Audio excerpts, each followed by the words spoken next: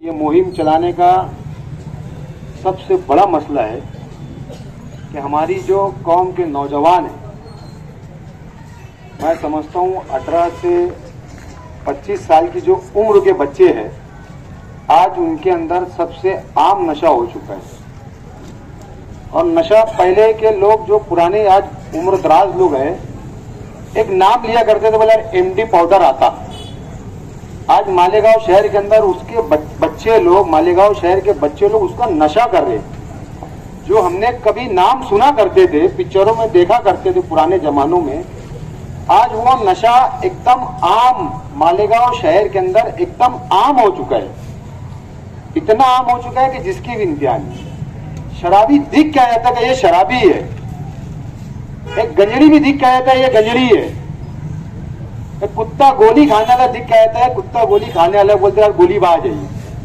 आज जो MD powder है वो लोग बताते हैं, मैंने डिप्टी साहब के पास, एडिशनल एसपी साहब के पास, जो लोग नशा करते थे, जो लोग इसका नशा कर रहे, मैं उन लोगों के पास, डिप्टी साहब के पास, एडिशनल एसपी साहब के पास, मैं उन लोगों को लेके गया कि साहब ये लोग सब नशा करते थे, आज अल्हम्दुलिल्लाह इन्होंने नशा छोड़ दिया। तो बताते कि वो एक पुड़ी लेने के बाद जरा सा, वो 1 ग्राम का पाउडर बोलते हो, तो कुछ पुड़ी में डाल के कुछ नाक के जरिए वो लोग खींचते हैं, तो 4-4 दिन तक नहीं सोते वो लोग। 4 दिन तक उनको नींद का पता नहीं रहता और कुछ भी होश नहीं रहता, बिल्कुल भी होश नहीं रहता।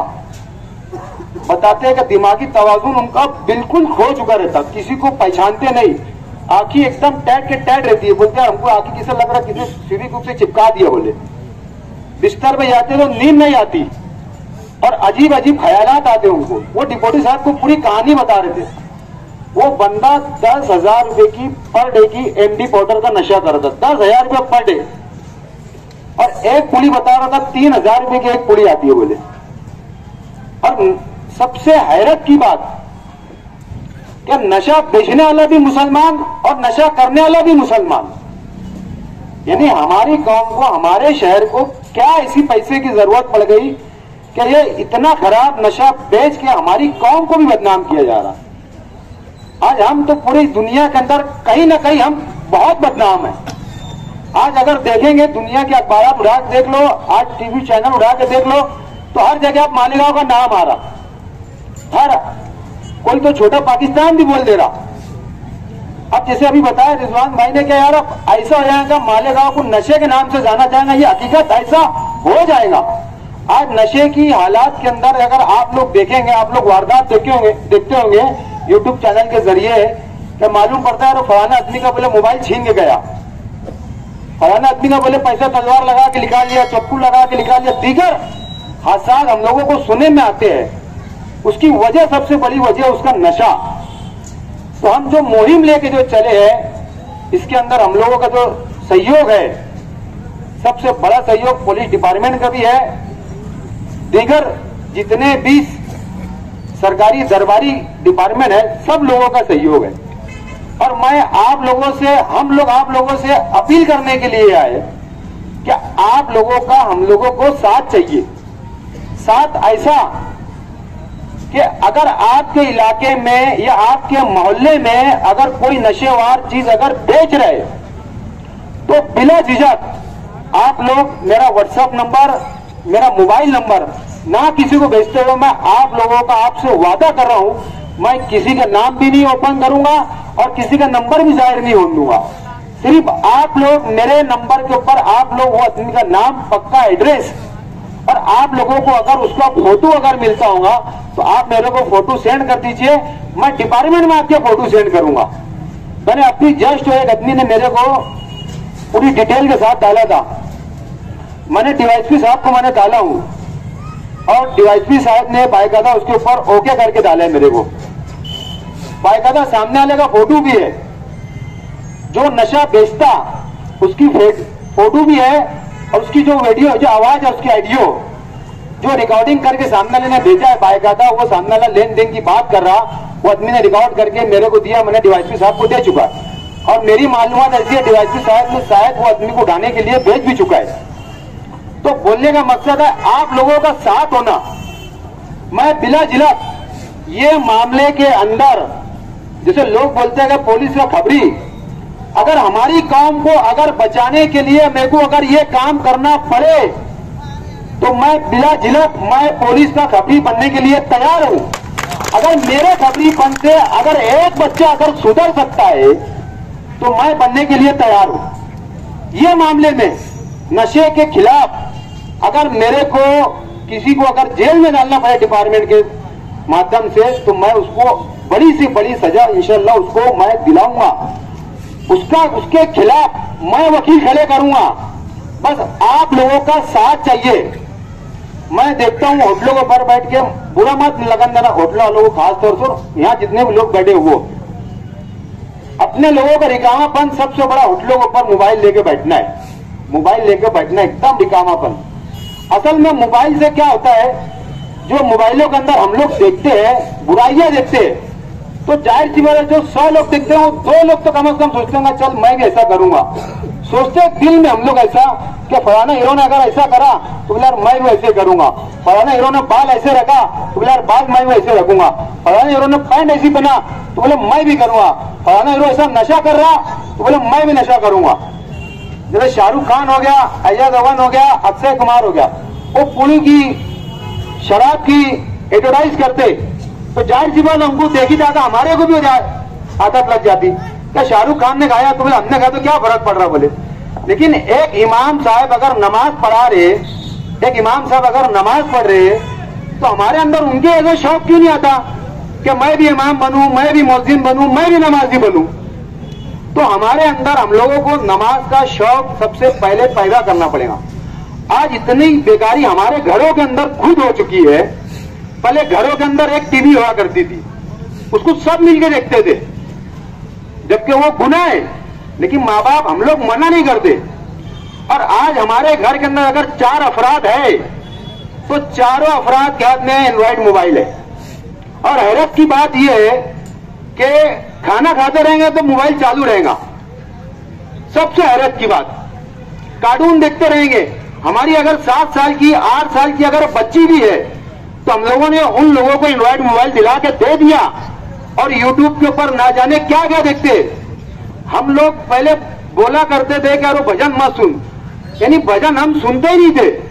लेकिन आज ऐसा हो कि हमारे घरों के अंदर भजन चल रहा, लेकिन हमारे बच्चों को हम रोक नहीं सकते। एक दौर था कि अगर अजान की आवाज आती थी तो हम तमाम औरतें, ऐसा रहता था हमारे घर के अंदर औरतें ओढ़ लिया करती थी। आज अगर अजान नहीं हो रही तो वो औरत जात, वो बच्चा, वो माँ बाप एक बच्चे को ये नहीं बोल सकते कि यार मोबाइल की आवाज कम कर।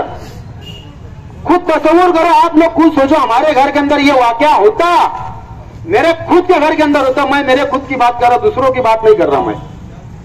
तो हम हमारे बच्चों के हाथ में अगर मोबाइल अगर नहीं देंगे तो कहीं ना कहीं तक वो बुराई से अगर रोक सकते, उतनी बुराई से तो रोको, कम से कम वो जो बड़ी बुराई है वो बड़ी बुराई से रोक सकते हैं हम लोगों को। आज जाहिर सी बात हमारे नौजवानों को देख लो, अलग अलग फैशन है। आज बच्चा जो चीज मांग रहे वो चीज दिलाते रहे। नहीं तो पहले मैं जब छोटा था, अगर मेरे वालिद साहब से अगर मुझे 1 रुपया अगर लेना पड़ता था ना, तो जमीन में जब तक मेरे पूरे कपड़े नहीं खराब होते ना, जब तक मेरे माँ बाप 1 रुपया देते नहीं। और आज ऐसा हो गया, अगर बच्चे ने बोला पप्पा मुझे गाड़ी होना, दूसरे दिन नवी गाड़ी आ जाती भैया। अगर हम उसकी इतनी बड़ी बड़ी ख्वाहिशात अगर पूरी करते जाएंगे तो जाहिर सी बात हो नशे की तरफ मुलविस होगा, हम लोगों को ध्यान नहीं। आप लोग खुद तस्वीर करो, हमारा बच्चा अगर हमारे सामने अगर पूरी खा रहा, हम उसको ये तक नहीं मना कर सकते कि बेटा कल से पूरी मत खाना, है क्या ऐसा? हम मना नहीं करते हमारे बच्चे को। हमारा बच्चा हमारे सामने अगर तंबाकू खा रहा तो मना नहीं कर सकते हम लोग कि तंबाकू मत खा।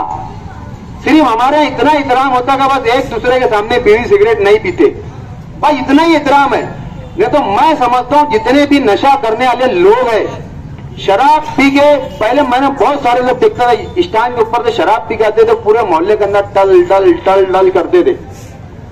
आज तो हर घर के अंदर ऐसे हो गया, 2-4 मकान छोड़ के 2-4 मकान छोड़ के एक न एक आदमी शराब पीता होगा, एक न एक आदमी कुत्ता गोली खाता होगा। तो हम बोलने का मकसद हम लोगों को रोकना है, हमारे अंदर दीनदारी लाना है। ये इमाम लोग, ये मुफ्तियान, पूरे शहर के इमाम, तमाम शहर के इमाम मुफ्तियान शहर को बोल बोल के मैं समझता हूं थक गए, ये भी आखिरकार थक के हार गए। यार कितना समझाना ये कौम को, ये मालेगांव शहर के लोगों को कि हमारी बात सुन नहीं रहे। तो यकीन मानो इन लोग भी कहीं ना कहीं तक मायूस होकर बैठ चुके हैं। तो हम लोगों को कहीं ना कहीं तक पहले होते थे दीनी प्रोग्राम, रात में 10 बजे से 11 बजे से स्टार्ट होते थे, तो रात में 3-4 बजे तक चला करते थे दीनी प्रोग्राम। तो हम लोगों को कहीं ना कहीं इस्लाही माशरे, चाहे वो कोई भी मसलक से मुसल्लिक हो, हर मसलक का हम लोगों को हमारे वार्ड के अंदर, हमारे शहर के अंदर हम लोगों को बड़े बड़े आज फिर से जिसको हम बोला करते थे इस्लाही माशरा, हम लोगों को शुरू करना पड़ेगा। और गलियों के अंदर जहां तक अगर इस इलाके के अंदर अगर इस्लाही माशरे का अगर जलसा है, तो मैं समझता हूं जावेद भाई के घर तक, वहां तक का माइक लगना चाहिए हर गली के अंदर, ताकि हर माँ बहनों की आवाज कम से कम उनके कानों तक पहुंच जाए। और कहीं ना कहीं हमारे बच्चों को, हमारे जो छोटे छोटे बच्चे, उनको हम कहीं ना कहीं तक रोक सके। तो हमारा सबसे बड़ा मकसद है गांजा, अफीम, चरस, एमडी पाउडर, कुत्ता गोली, शराब, हम लोगों को इसके ऊपर रोकथाम करना है। और यहाँ पे मैं देखा हूं, मैं यहाँ पे असर के टाइम से हूं, मैं असर नमाज भी इधर ही पढ़ा, मगरिब भी यही पढ़ा, ईशा भी यही पढ़ा। तो मैंने, हम लोगों ने एक मुहिम बनाई थी कि वो फॉर्म भर के देना है हम लोगों को नशा मुक्त के खिलाफ। वो पूरे जब फॉर्म जमा होंगे, एक तहरीक की शक्ल में, एक जुलूस की शक्ल में हम लोगों को कलेक्टर को देना है। मैं समझता हूँ वो फॉर्म भी बहुत कम भरे हुए गए, 100-200 फॉर्म भरे गए। बोलने का मकसद हमारे अंदर ही बेदारी नहीं है, हम लोगों को बेदार होना है। ये मत सोचो कि मेरा बच्चा नहीं कर रहा तो मैं क्यों करूं। कल खुदा ना खास्ता अगर तुम्हारे घर का अगर कोई फर्ज अगर कर लिया, अगर नशे की आदत में लग गया, तो फिर हमें ना कहना कि हमारे बच्चों को बचा लो। वो ये मत समझो वो दूसरे का बच्चा, ये समझो वो हमारा उम्मती भाई है, आप स्वयं का उम्मती है। ये समझ के उसको बचाना है हम लोगों को, हमारा भाई इस तरीके से समझ के हम लोगों को बचाना है। और आप लोगों का साथ चाहिए। मैं एक वाकया बता देता हूं आप सबको, अगर कुछ लोग गए होंगे अगर तो उनको पता होगा। मैं फलस्तीन गया था, मस्जिद अक्सा, मैं जाहिर है मेरे साथ में और तमाम शहर के 5 लोग थे, बाकी सब मुंबई के लोग थे। मस्जिद अक्सा गए थे, वहां पहली बात तो एंट्री जल्दी मिलती नहीं, लेकिन अल्लाह ने हम लोगों को कैसे ना कैसे, हमारे नसीब में तो अल्लाह ने हम लोगों को वहां पहुंचा दिया।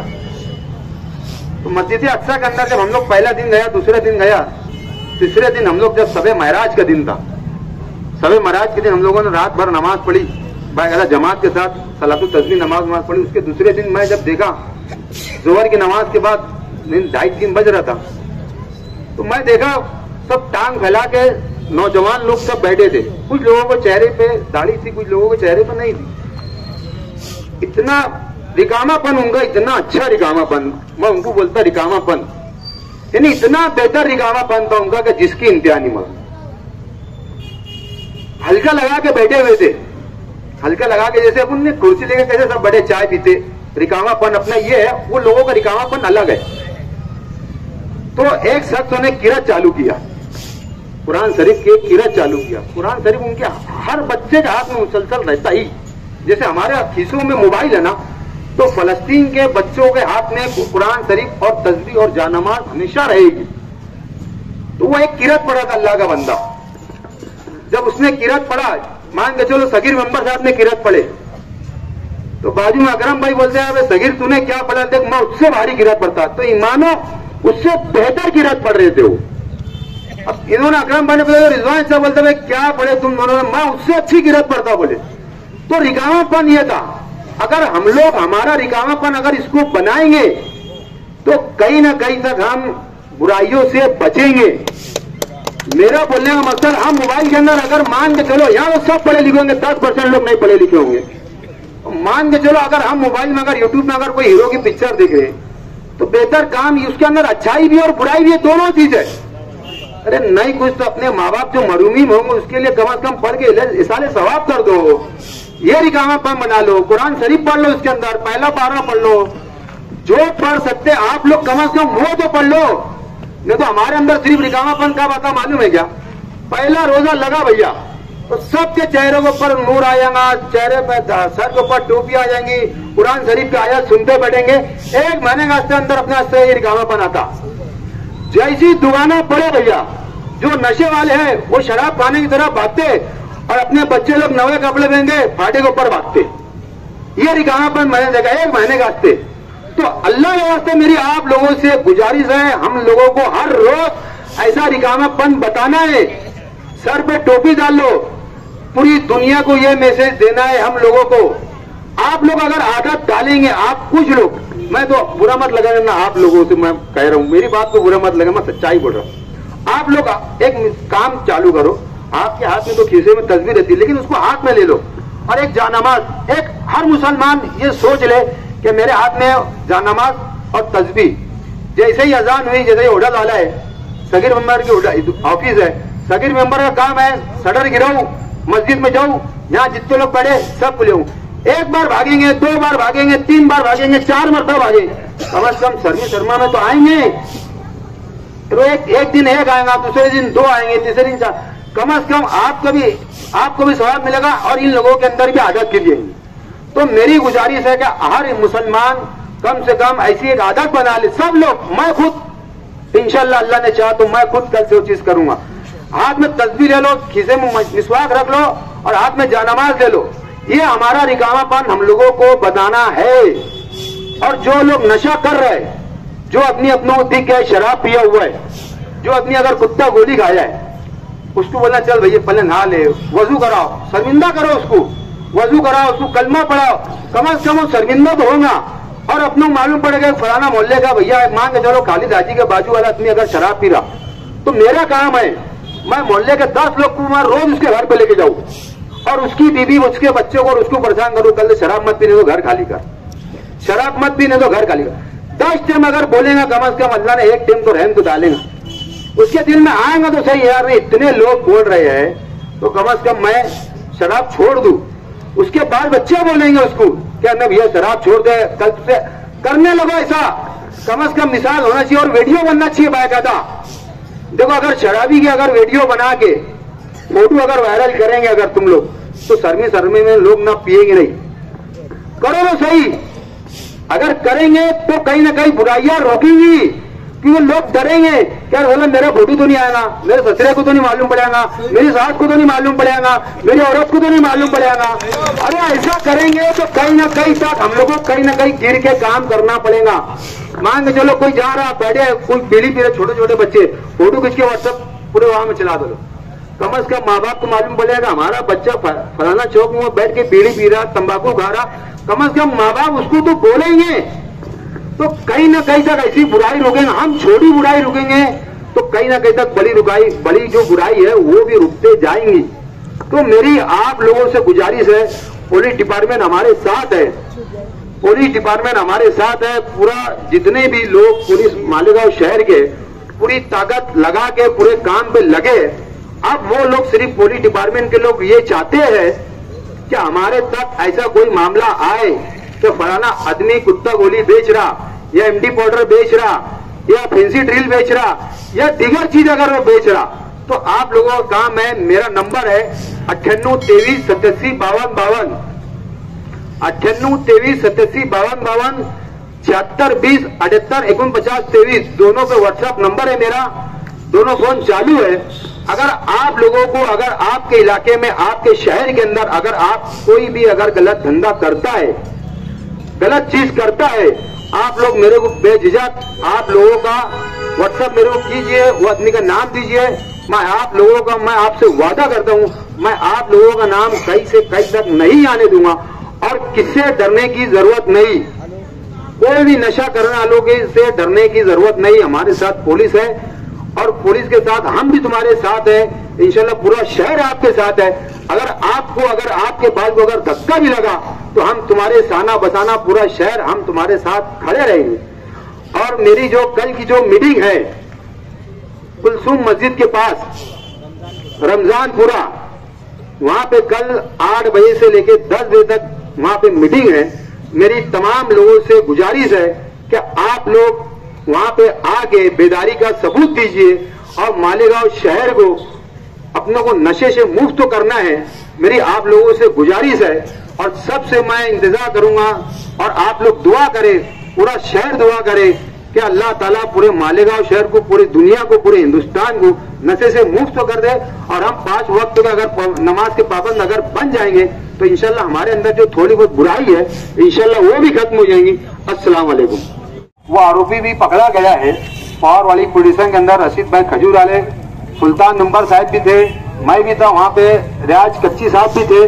वो आरोपी को बहुत ढूंढ के निकाले, लोगों ने ला के पकड़ा के दे दिए।